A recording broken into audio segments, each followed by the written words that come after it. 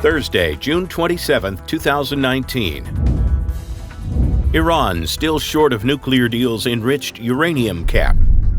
Iran is still short of the maximum amount of enriched uranium it is allowed to have under its deal with major powers, but it is on course to reach that limit at the weekend. This makes it unlikely Iran will follow through on its threat to violate one of the nuclear deal's central restrictions, which could have unraveled the pact altogether. It also sets up a meeting with other signatories on Friday, aimed at saving the accord, which is straining under U.S. pressure.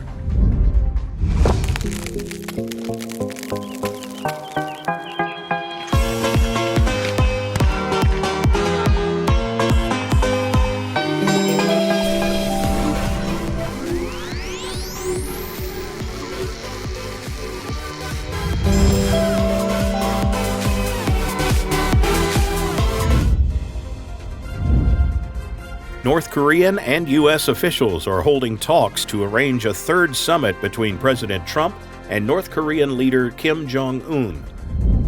Trump said on Wednesday that he was, quote, not talking boots on the ground should he take military action against Iran.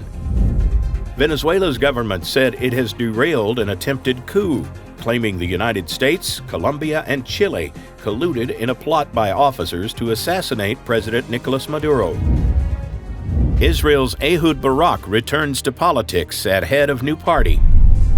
Former Israeli Prime Minister Ehud Barak is making a political comeback ahead of the September 17th election. Barak said he's going to create a new party in an effort to topple the current Israeli leader Benjamin Netanyahu, and may try to team up with the Labor Party on a joint list for the September ballot.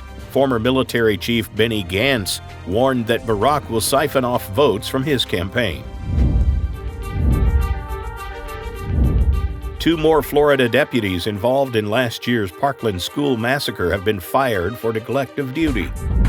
Some public health experts say that San Francisco's ban on electronic cigarettes and not tobacco products altogether is an insane public policy. For the second time in 3 days, conservative U.S. Supreme Court Justice Neil Gorsuch sided with his 4 liberal colleagues in a 5-4 ruling in favor of a criminal defendant.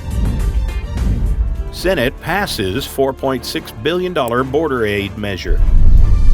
The Senate on Wednesday passed a bipartisan $4.6 billion measure to deliver aid to the southern border before the government runs out of money to care for thousands of migrant families and unaccompanied children.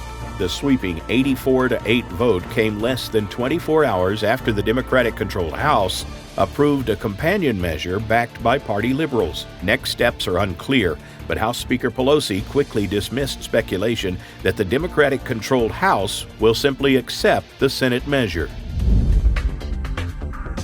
A New Jersey woman who pleaded guilty to recruiting for the Islamic State group and then agreed to cooperate with the federal government was sentenced to 48 months in prison. Governor Andrew Cuomo's trip in Israel will focus on economic development and sending a message of solidarity to the Jewish community. New York State lawmakers considered 1,825 bills over 13 days in June, more than some states introduce in an entire year.